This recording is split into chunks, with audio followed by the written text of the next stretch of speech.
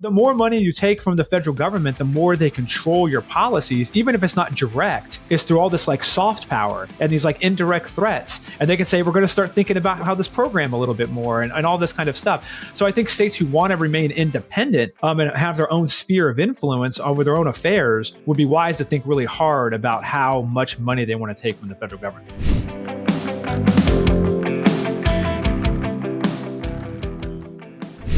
Hello. Welcome again to another episode of the Let People Prosper Show. My name is Dr. Vance Ginn. I hope you're having a prosperous day. Well, today I'm delighted to bring on a guest who knows a little bit about housing. Okay, a lot about housing. He also knows about how do we get our republic and things back in order. We're going to talk about tariffs and trade and just an overall great guy. And it's Dr. Adam Millsap. Adam, welcome to the Let People Prosper Show. Hi, Vance. Thanks for having me. Yeah. It's a pleasure to have you on. We've been friends for a long time, so it's really good to have you on the program and talk about these key issues that are going on and seeing each other at conferences and all that stuff. So keep up the great work. Thanks. So let me go ahead and give your bio for the audience, and then we'll jump right into it. So Adam is a senior fellow focusing on economic opportunity issues at Trust and Stand Together. His research focuses on cities, urban development, population trends, labor markets, and federal and local urban public policy. His book, Dayton, The Rise, Decline, and Transition of an Industrial City, is now available on the Ohio State University Press website and Amazon. Don't miss that. I'll make sure to put a link to that in the show notes page. In addition to Adam's research, he has taught undergraduate and graduate courses in economics at Clemson University, Florida State University, and George Mason University. He earned his master's and PhD in economics from Clemson University and a BS in economics and a BA in comparative religion from Miami University in his home state of Ohio. All right. So with all that great background going on, Adam, let me go ahead and ask you the question that I do every guest. Why do you do what you do every day? Well, that's a great question, Vance. I think probably like many of your guests and like yourself, I'm very excited about the opportunities that public policy reform can have on people's lives. I think once you start thinking about various things that you can do, reforming public policy is something that's hard to understand. The process is messy. It takes a long time often, but really good policy reforms can impact millions of people, tens of millions of people. And once you start thinking like that, it's kind of hard to think about doing anything else with your time because it's such an impactful thing that you can do. It's kind of like how Bob Lucas talked about economic growth. Once you start thinking about economic growth, it's hard to start thinking about anything else. Yeah. And policy barriers are one of those things that impede economic growth or can enhance economic growth. So it really ties into that notion of like, it's hard to think about anything else when you see all of the policy mistakes that we make as a country, and that some simple reforms could really unleash opportunity and the potential of millions of people. Yeah. Some say it could let people prosper, right? Yes, exactly.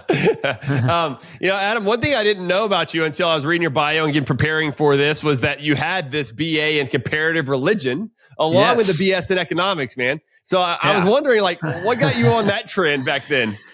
So I was an economics major, and then I decided I wanted to be an archaeologist. Okay. And so I started looking into what it would take to be an archaeologist. And so I was very interested in early Christianity. I watched Indiana Jones movies when I was growing up, and I wanted to go hunt for the Holy Grail and find the lost Ark. Yes. And so I also took on a comparative religion major with this goal of maybe going to become an archaeologist. I quickly realized that you needed to know about 6 or 7 different languages to do Near Eastern, Middle Eastern archaeology. You needed to be able to read French and German and Latin and ancient Greek and Hebrew, and that I was probably not going to be able to get to that level of competency anytime soon. Interesting. And so that's when I pivoted. I worked for a little while, and then I decided to get my PhD in economics. Gotcha. Okay. What was one thing that you found fascinating about learning comparative religion? Really just learning. So, when you think about like the Abrahamic faiths, Judaism and Christianity and Islam, just seeing a lot of the similarities, with them, with their belief structures. And so, especially when you look at the Old Testament versus like, some of the teachings of Muhammad and things like that. I think often modern people today who don't really understand the history of those face, they think of it as very different things. But when you really dive into it, like I was doing, in school from like a scholarly perspective, there's just a lot of overlap and similarities there with how they come up, some of their tales and their stories and things like that. So I thought that was very fascinating. Yeah, no, that is. Do you have a particular religion? Like, are you a religious person or? Yes, I'm a Christian. Oh, I thought so. Absolutely. I grew up going to a Methodist church. Okay. My wife and I now go to a non-denominational church that's near our house. Yep. Cool. I thought so, but I wanted to ask there. But yeah, so, and then with your economics background and everything else, like what got you interested in economics? Was it a certain book you read or individual? Mine was kind of like 9/11 happened. And I remember being I was in junior college at the time, principles of micro. And my professor was kind of like, well, we'd probably go to war because it's going to get us out of this recession that we're in and all this other stuff. Gosh. And I was like, man, this doesn't make any sense. How would that work? And then it got me kind of interested in studying it. And then I read Milton Friedman, Capitalism and Freedom, and it just took me off. But I wonder what's your story? Yeah, mine was really from the policy angle. Cool. So when I was working right out of undergrad, I started working at JP Chase in Columbus, Ohio, and I would constantly be reading like Cato op-eds and policy papers. I'd go to the Heritage Foundation's website, read their stuff. Yeah. And so I really got into like the idea of policy. And so I would go look at what the authors did. And so many of the authors had PhDs in economics. Yeah. So I was thinking to myself, hey, if I want to become like a think tank person, it looks like a good path is to go get a PhD in economics. So that's when I really, really considered it and started exploring it and looking into what it would take. And then that led me to Clemson. And now here I am, kind of doing exactly what I thought I might be doing when I was thinking about that back in like the early 2000s. Yeah, no, I love it. It's something how we get kind of stuck on one thing and then it kind of blossoms out. And I guess we're both policy wonks, is what some would say. And but you started off that way. I didn't necessarily start off that way, but you got right into it. I love it.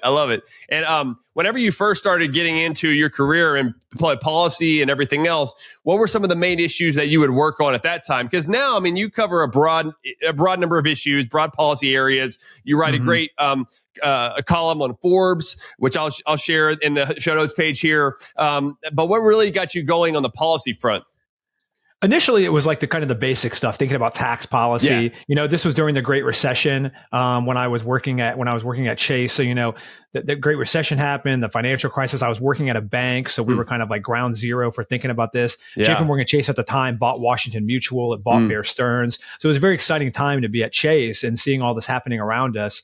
I was on the consumer bank side, so I wasn't part of the Bear Stearns transaction, but I did have some impact on the Washington Mutual stuff at the time. I was doing some work on that. And so it was kind of an interesting time to be in financial services. So I started thinking a lot about like recessions, what causes growth, how does tax policy interact with that. It's funny because even at the time, Jamie Dimon, who is still the CEO of Chase to this day, he's been there now for like 30 years, it seems like. But even at the time during the recession, and everyone was putting pressure on the banks, because JP Chase was in really good shape and actually fared really well coming out of the recession. It didn't need the bailout, the TARP money that a lot of other banks got, but they were kind of forced to take it in order to smooth over market reactions to other banks that took it. And at the time, Jamie would always send out these emails, like these internal emails. You could tell he was just very critical of the government's response to the Great Recession. And he would send these charts out showing how many different regulators JP Morgan had to like comply with. It was like the OCC and the Fed and the SEC and all this overlapping like cobwebs of regulation that he had to deal with. And you could tell it frustrated him. So that really got me into this idea of like thinking about regulation too, and how it hurts businesses and how it's very confusing and expensive to comply with. So I think some of my experience going through the recession also really got me into thinking about, like I said, the impact of regulations on the economy. Yeah, no, definitely. And you were able to keep your job? Like you didn't lose your job or anything during that time? Well, like I said, JP Morgan Chase was fine. Sure. I don't think we had any layoffs. Nice. I don't recall hearing anything about any layoffs when I was there. People were still getting raises. Like it wasn't even like they did like, drastic like freezes on hiring or pay freezes. It was really kind of normal. It was kind of like normal business as usual at Chase at the time, at least where I worked. I was in the consumer bank. And where I was, it was kind of business as usual. Yeah. Well, that's definitely a blessing. Hopefully what they did was better management of their investments and everything else during the housing, boom and then bust. Probably is what it would indicate to me some there. But that's funny how Jamie Dimon was, saying, "Oh, this sucks. All these guys with this acronyms coming after us and everything else." That's pretty wild. I love it. I love it. Some of the other things that you've been working on recently, you had this report out at the Pioneer Institute and looking at different, structures and institutions and how these things come together. And that's it's a big part of my research and stuff too, is the importance of institutions over time. But I think it really took on a good way of looking at the structure of government and how things are moving. I want to get your perspective on it and then let you explain it. And then we kind of talk about that some as well. Yeah, so my co-authors and I, Emmett McGroarty and Charles Keckler, two great guys, lawyers, not economists like me, so they were very useful for a project like this because they kind of understand the constitutional law aspects of it. Yeah. We published this booklet that was a result of like a year long. We had a working group, and there's a lot of different recommendations from across like kind of across the classical liberal world. Some of these recommendations come from PLF and other Cato and other organizations like that have made these recommendations over the years. We kind of compiled them all to one place. James Brohl, who I think was also very influential. He's a former guest on the show. Yeah, James is great.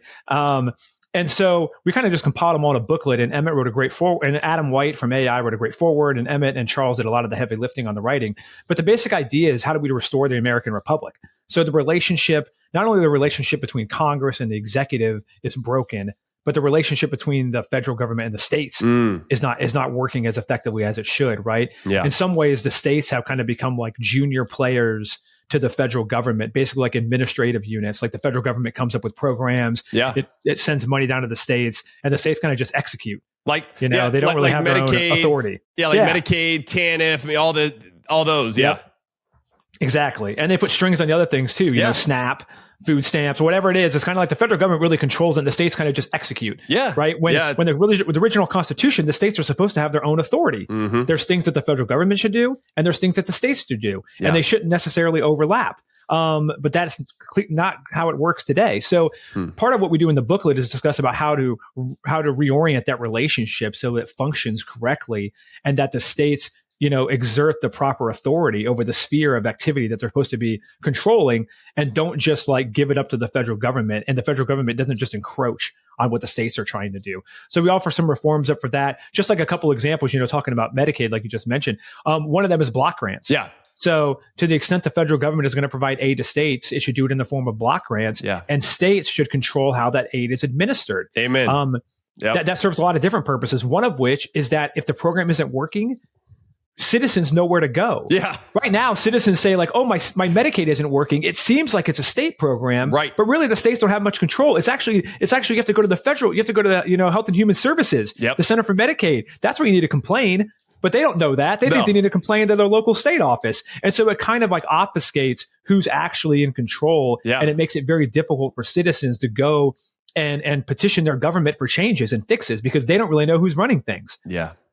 So we offer some examples like that, and that's kind of what we're trying to get at. How can we right size this relationship between the states and the federal government, as well as the horizontal federalism, Congress and the executive branch? Yeah, no, I love it, man. I mean, federalism is so important. I think that was kind of the beauty of the idea of America, and the things that we're using today is that separation that's there, and the power of the states, and ultimately to the people, getting closer to the people that are being governed. And you're right. I think that's being eroded more and more over time. This idea of federalism, because the federal government has so much power, and it's not just the power of the purse from Congress, but I also think the executive branch is too powerful now by turning on and off tariffs. And we'll talk about that in a little bit, but that's influencing a lot of states' economies. I was just talking to some folks today in Kansas where they're really concerned about what this is going to do to the agriculture sector. So it influences their economy there. But then when you think about, Medicaid, and other areas, Medicaid, for example, as you know, but I mean, it's based on this federal matching assistance program, the FMAP, where many states get 60% of their dollars from the federal government, your taxpayer out of your right pocket, and then 40% from your left pocket at the state level. and yet, to your point, which is a great point, is like, okay, who do we really hold accountable?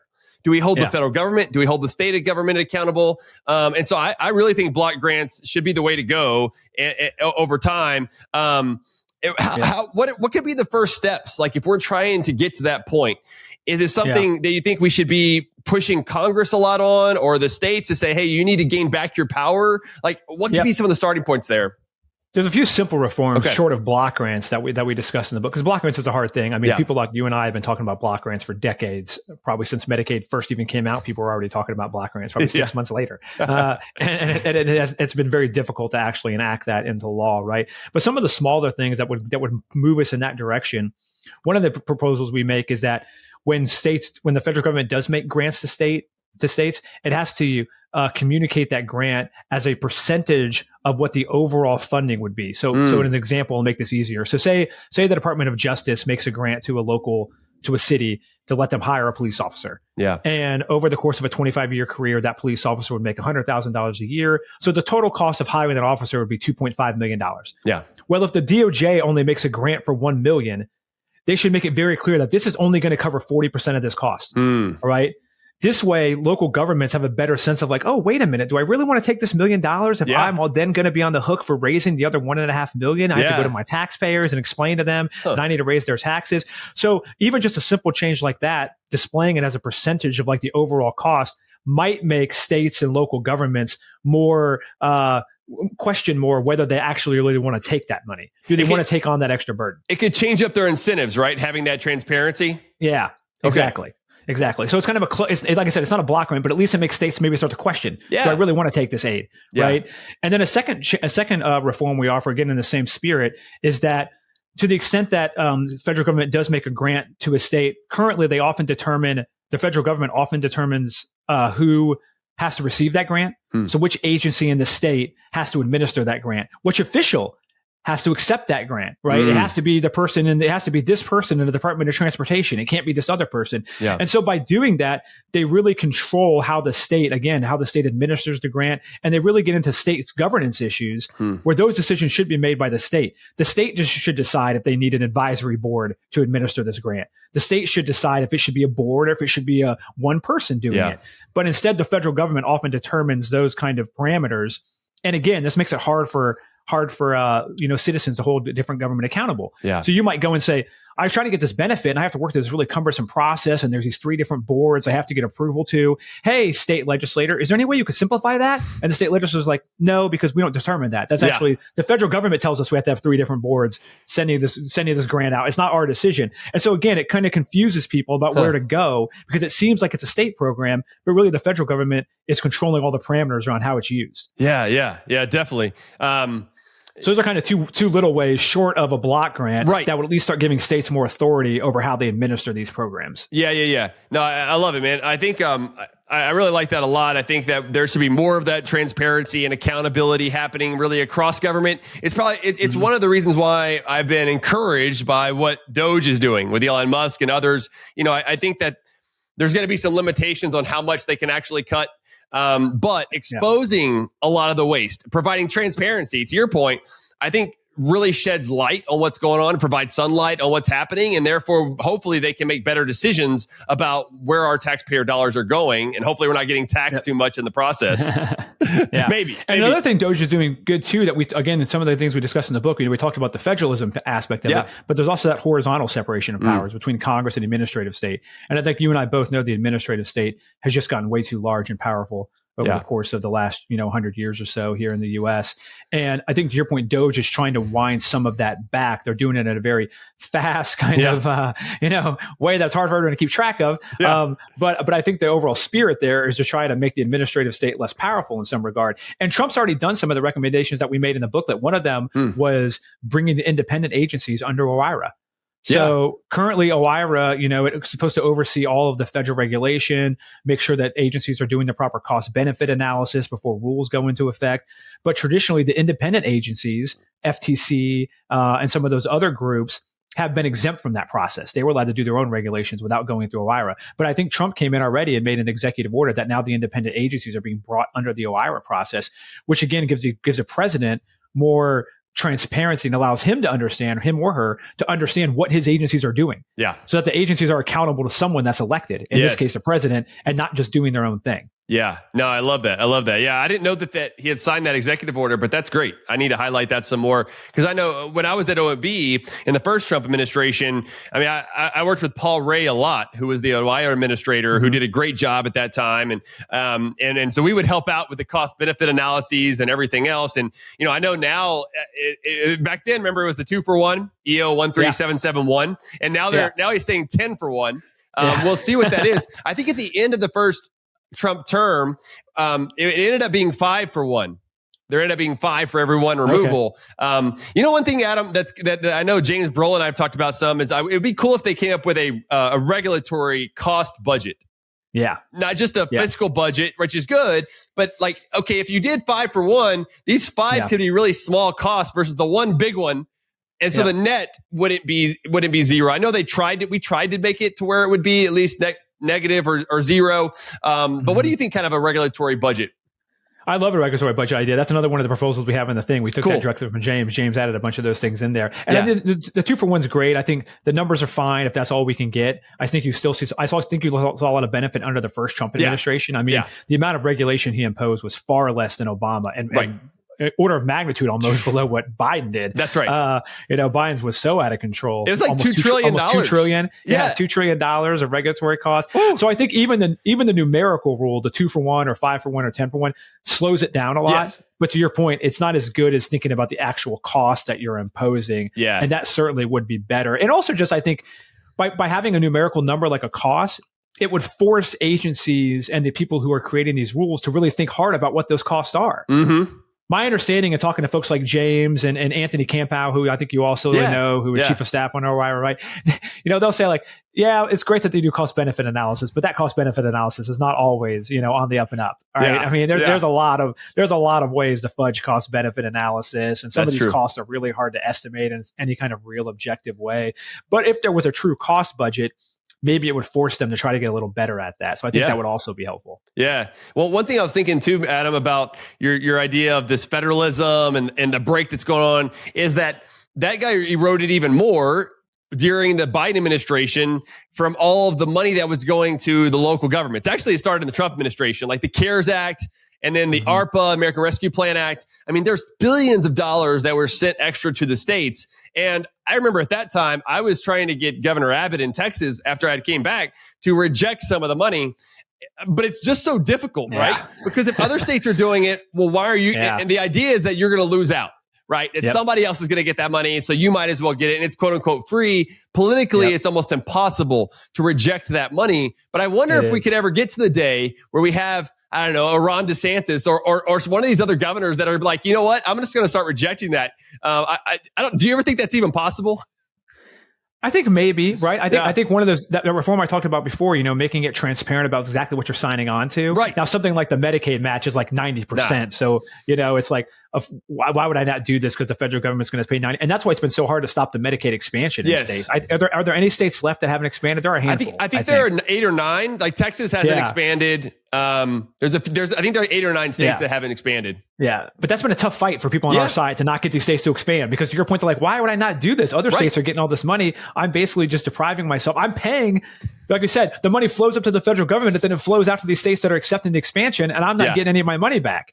Yeah. Right. Yeah. So it's definitely an uphill battle for sure. But I think if we can explain to them that you're not just getting, it's not just the money, you're also getting the strings attached to it. You're getting the federal government more encroaching on what you do. They start having a lot more soft power over you because they can threaten you. Right. And everyone says how did they get the drinking age passed? Back in the 80s, right? They threatened to remove your highway funds. Yeah. So the more money you take from the federal government, the more they control your policies, even if it's not direct. Is through all this soft power and these indirect threats. And they can say, we're going to start thinking about how this program a little bit more and all this kind of stuff. So I think states who want to remain independent and have their own sphere of influence over their own affairs would be wise to think really hard about how much money they want to take from the federal government. Yeah, no, definitely. And it's interesting too about how much money is flowing into the federal government. It's one of the reasons why, the federal government's just so large. It's 6.7, almost $7 trillion is the budget now. Like when I was there in the last year of the Trump administration, it was 4.6 trillion. So just a massive increase in a short period of time.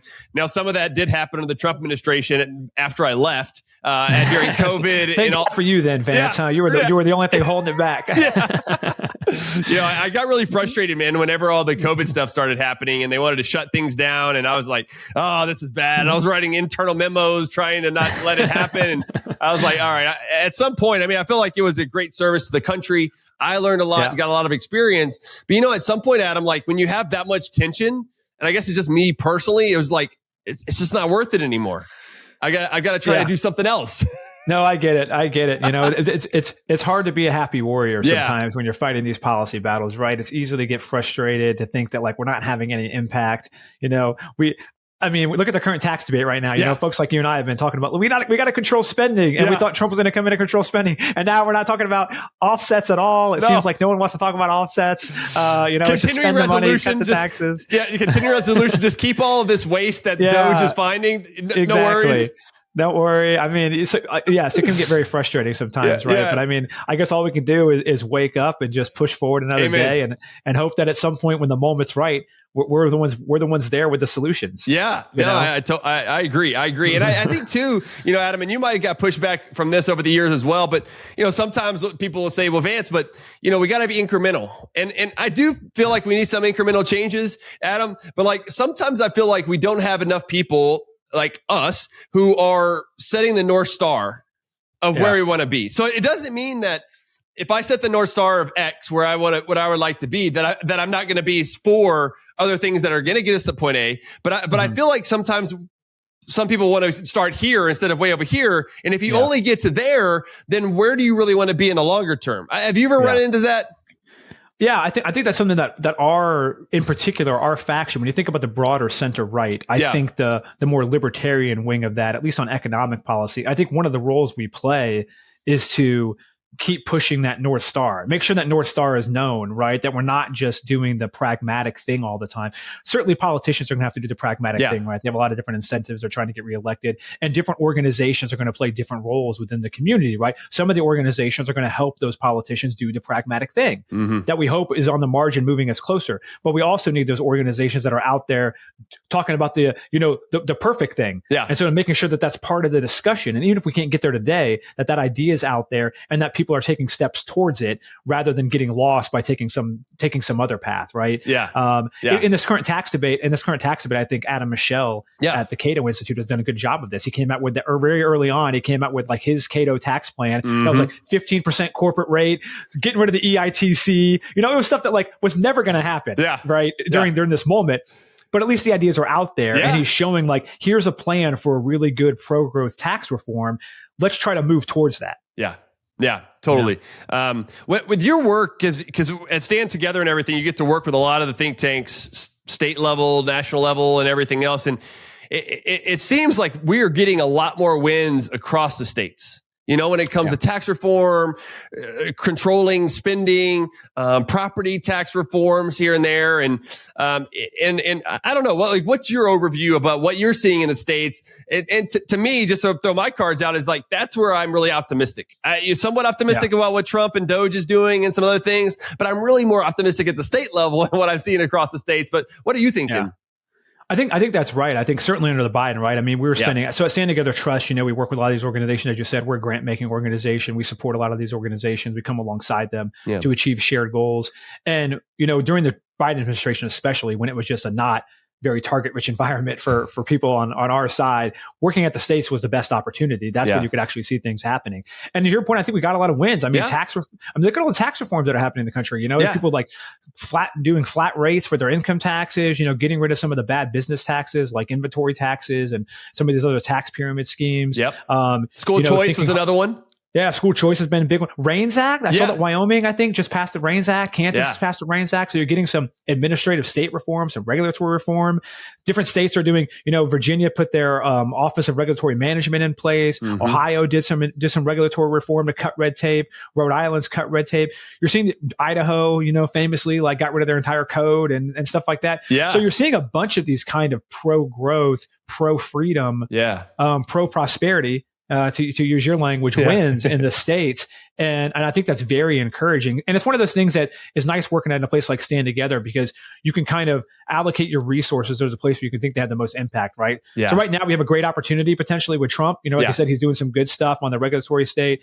Hopefully we'll see some good tax reform. There may be some other good reforms down the road. So there's opportunities there. Yeah. But even when there aren't opportunities at the federal level, we can still make progress at the state level. And that's encouraging. Yeah, definitely. And it's cool too, because before the 1996 welfare reforms, it was really states like Utah that started driving those reforms that then were picked up by Newt Gingrich and others at the federal level to make those reforms happen. And so I think, given all these other dynamics that's going on across the states, we've got a wealth of reforms that can be done at the federal level too. Yeah. Yeah, and that's kind of our theory of change too. Within Stand Together, right? Often the states, the 50 laboratories of democracy, they can try different things, and then we can kind of see what works, and then help spread that around the states, but also push it up to the federal government, right? So, the REINS Act, for example, is something that a lot of people have been trying to get passed at the federal level for a really long time, and it's been difficult. But now that we're seeing some of them pop up in states, and for people who don't know what the REINS Act is, it basically just allows Congress to review regulations that the administrative agencies pass, and then either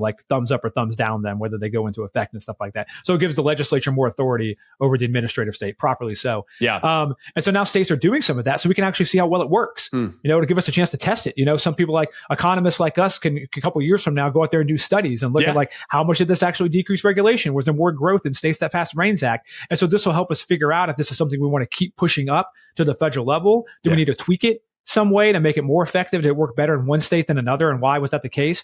So I think having all these different reforms at the state level will help us learn more about what works and what doesn't, which will be great for pushing for federal reform. Yeah, no, I agree. All right, well, let's talk about a couple of things that are more sticky points to some. And when you're thinking about tariffs and trade, and you've had several good pieces, but one of them was in Forbes back in November of 2024. What is Trump trying to accomplish with tariffs?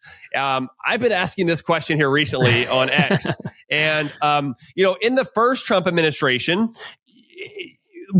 so at OMB, right, we're doing all the fiscal analysis for what's going on in the president's budget to look at the revenue picture and the economic picture for the next decade. Well, whenever we would run those models, we would have in the tariffs and the trade wars, because it's not just the tariffs that will create the economic disruptions, but it's also the trade wars, the retaliatory tariffs and so forth. Yep. And so we would show that would be a drag on economic growth of about a 0.5 percentage point at that time, which is a lot, right? That's a lot of growth. But what we would assume, and this was kind of Trump's talking points, is that the end of the day, we want to get to zero tariffs. The idea was, let's put more tariffs on now to hopefully get them to bring it down to zero. The problem at that time was that no country went to zero. And maybe that was short-sighted in the sense of COVID and everything else got thrown out, but I don't know that anyone was going to zero. And now I hear mostly talks about trade deficits, and we've got the fentanyl issue going on in Canada and Mexico, all these other issues that are going on. And so I really think this is a huge question. I don't know, what do you think that they're trying to accomplish? That's a great question, and I've been discussing that with a lot of people, and friends of mine and friends of yours.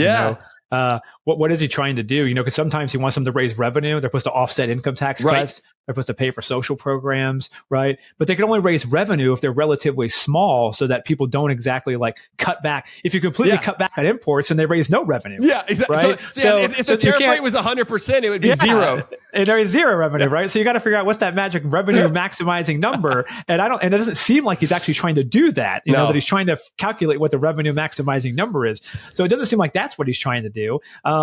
You're talking about the negotiating tactic. He's trying to get Canada and Mexico to shore up their borders. I think there's something to that. Right. I think he is trying to get concessions from Mexico and Canada about national security, securing their border. I think Trump, at his core, is upset about the fact that he thinks a lot of countries free ride off America's security umbrella. And he thinks Canada and Mexico are two of the biggest offenders about this, right? They don't have to spend any money on their military because they know that America has a military and will bail them out. And I think that bothers him. I'm not sure it should bother him, but let's take it as given that it bothers him. Yeah. And so I think one of the things he's trying to get is some concessions from Canada and Mexico to think harder about securing their own borders, building up their military so that America doesn't have to carry all that weight. I think Europe's in the same boat. I think he doesn't like the fact that Europe kind of free rides off America's national security umbrella.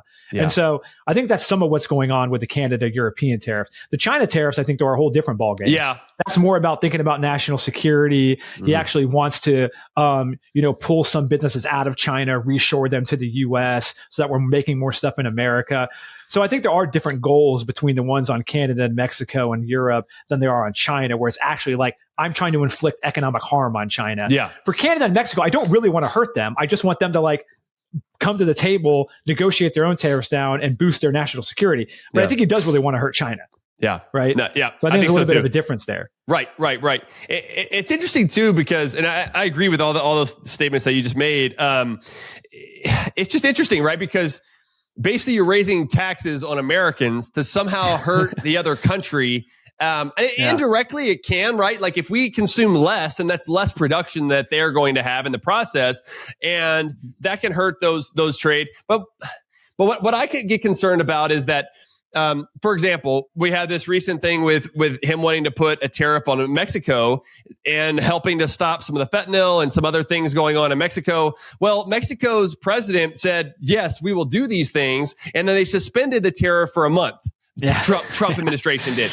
And two things are problematic for me. One is that it brings about a lot of uncertainty for businesses on how they're going to react, because 50%, a little bit more than 50% of our imports are actually intermediate goods. They're not the final goods that we buy. So that brings about a lot of uncertainty in the economy, which is one reason why I think the stock market is taking a hit and other things.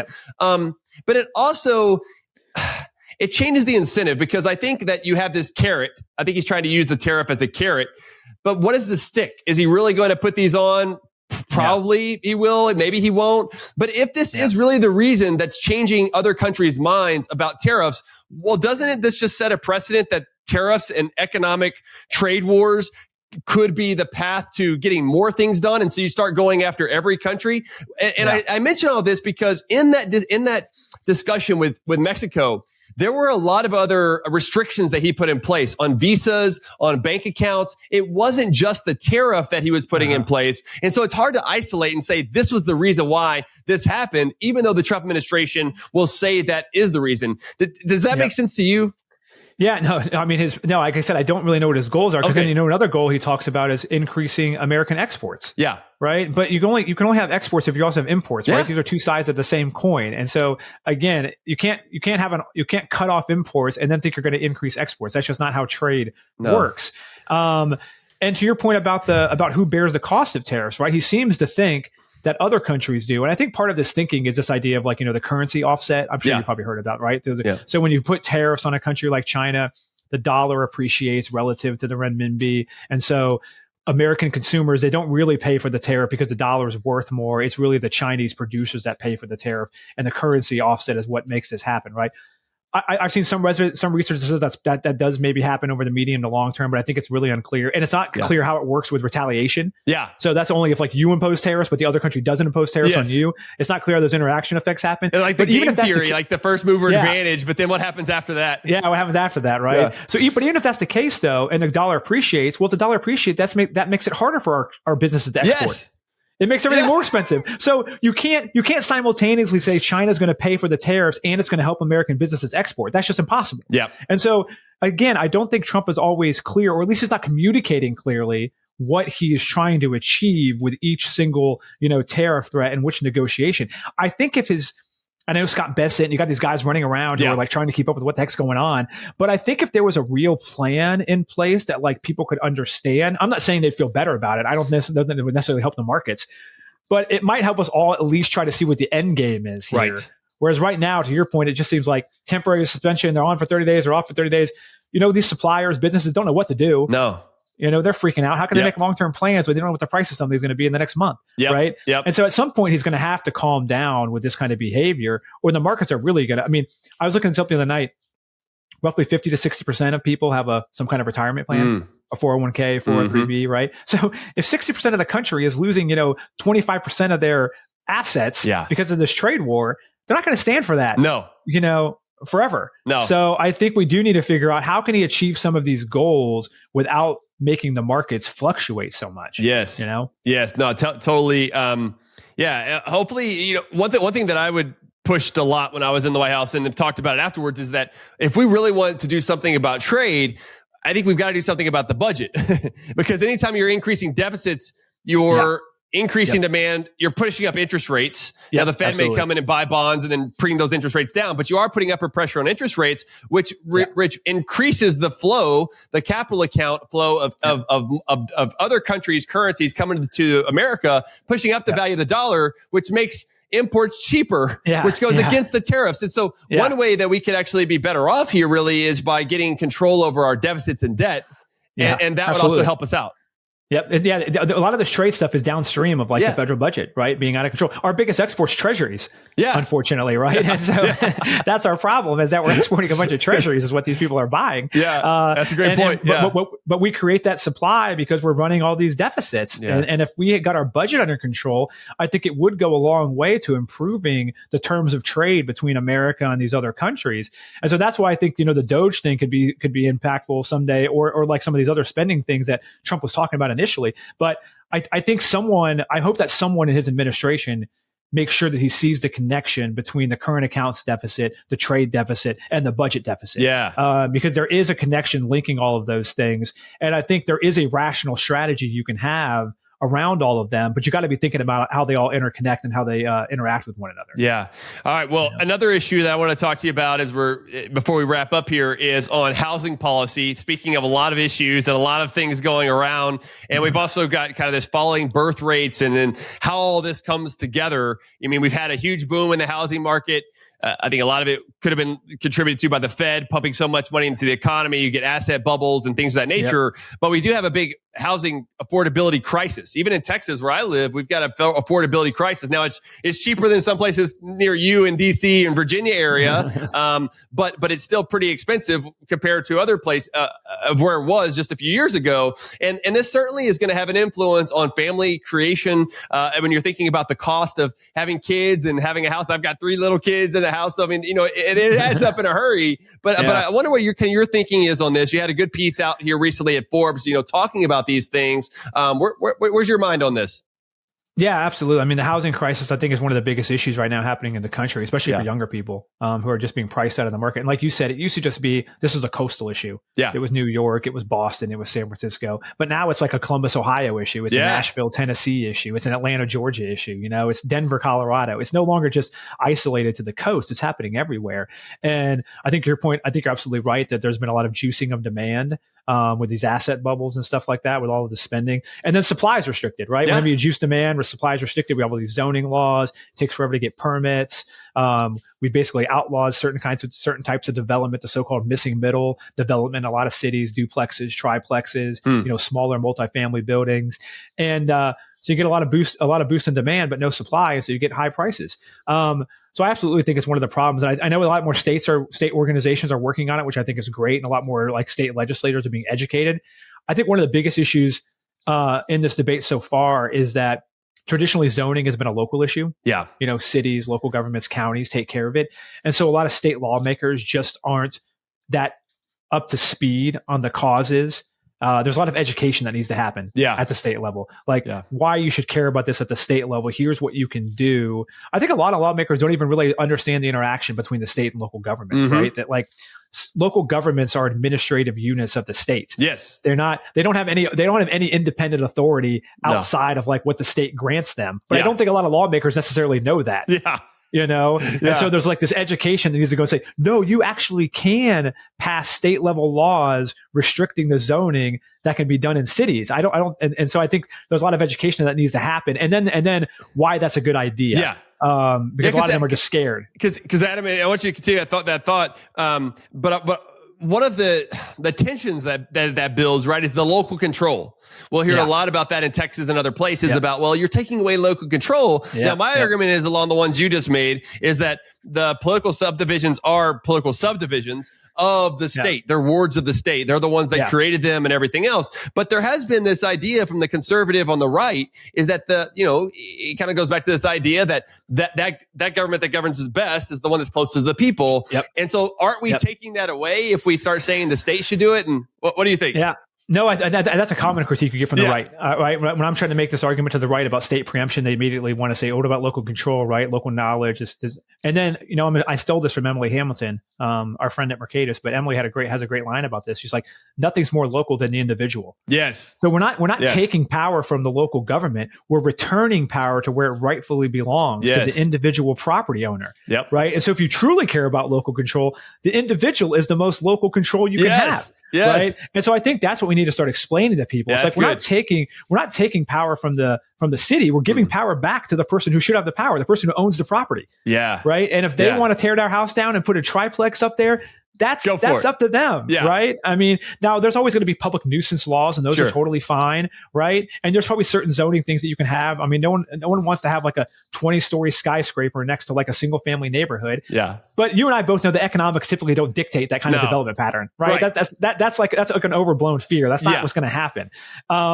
And so I think this idea that property rights are what really matter. That's especially on the right. That's what we have to emphasize. These are people's property rights. Yep. You have the right to your property. You own this property. If you want to put a duplex up or triplex up or whatever, within reason, you should be allowed to do that. And it's not your neighbor's responsibility to come tell you that you can't. Right? That's like quintessentially un-American. Yeah. And so I think that's the argument that we have to make. So the state preemption is not taking power from the local governments; it's returning power to the individual. Yeah. Oh man, that's great. I like that a lot. We need to be writing about that more, Adam. I think we're seeing a lot more of that. Like I said, you got some great bills that have happened. The Montana Miracle, they did a lot of great zoning reforms up there. You got some stuff going on in Texas right now, maybe about decreasing minimum lot sizes, speeding up the permitting process, just to make it easier to build. And I think states like Texas and Florida are so important in this debate going forward, because they have an opportunity right now to decide what they want to be. Yeah. Do they want to welcome people? Do they want to grow? Or do they want to be California? Yeah. Right. And do what California did in the 70s and 80s, which is cut off development, make it impossible to build. And then 20 years from now, have the same kind of housing crisis that California is currently having. So Texas and Florida are really at this inflection point. And you can probably say that across all the Southeast, all these fast growing places, Tennessee, Georgia, South Carolina. They have to decide, do they want to be welcoming? Do they want to be growing? Do they want to be thriving? Do they want to be creating opportunity for people by making it easier to build? Or do they want to be California and shut their doors and have a housing crisis 25 years from now? Yeah, no, that's great. And one thing I talk about a lot in Texas is, along those same lines is, do we want to be welcoming as far as, yes, it's great. We don't have a personal income tax. I think that's helpful. Or pretty low. We don't have a corporate income tax. We have a franchise tax that's cumbersome, but it's pretty low overall. But like our property taxes are pretty oppressive for a lot of people, burdensome across the state. But there's also a lot of concern too, Adam, about like AI and the data mining. And there are some Texans who want to not necessarily ban it, but restrict how much data mining can happen. And I think that's also problematic. I think we should think about energy abundance versus the scarcity of the energy that we currently have. It's like they only want to think inside this box. Yeah. Yeah. I think you're absolutely right. I mean, like I said, we got to move towards more of an abundance mindset in general. And I think we're seeing some of that right now. The abundance movement is probably one of the things I'm most excited about right now. Okay. Because you're seeing people from the left and the right really talk about abundance. They always don't have the same motivations, but often they arrive at similar policy conclusions. We got to unleash energy. We got to unleash housing. We got to make it easier to build roads and easier to build the stuff that we need, transmission lines, in order to drive America into the rest of the 21st century and beyond. And so I think that's a really exciting thing that's happening right now. And I hope that the broader liberty movement, the broader right of center movement doesn't lose the abundance framing to the left. Yeah. Sometimes I worry that, like you said, you got these people who are like retrenching on the right. And I would hate to see the abundance thing become the next supply side thing for the left when we have traditionally been the supply siders. Yes. So I think we got to lean into this idea, and we can't let ourselves get stuck in this kind of like stagnant mindset. We're like, oh, we can't have any more data centers, or we can't have any more people from California moving to Texas, or whatever it is, because it's going to create this like artificial scarcity. And like I said, I worry that we're going to cede this abundance moment to the left in a way that I think would just be very detrimental long term. Yeah, agreed. Well, Adam, this has been a great conversation. Thank you for the time today. God bless you and your family. Keep up the great work. And before we go, though, where's the best place to find you, and any other last words you'd like to say before we go? Oh, well, thanks for having me. This was great. I'm on LinkedIn. I'm on Twitter. If you just Google my name, I'll pop up. I'm probably I'm the relatively most famous Adam Millsap, I think. So when you Google my name, I'm kind of the one that pops up. But yeah, please follow me on LinkedIn, follow me on Twitter. I post all my writing on both of those, as well as other cool things that I'm a part of at Stand Together Trust. And yeah, this has been really great, Vance. I really enjoyed the conversation. Hopefully we can do it again sometime. Yeah, I would love it. Love it. And I'll make sure to put, on the show notes page too, all of your links and everything. So thanks again. It's been fantastic. And for the audience, thank you for joining us today. Please share this with your friends and family. They too need to learn about structural reforms to government, to housing, to tariffs, to the budget. A whole bunch of other stuff that we talked about today are going to be really important for the future of your state, of your country, and just your own liberty and prosperity. So until next time, God bless you and let people prosper.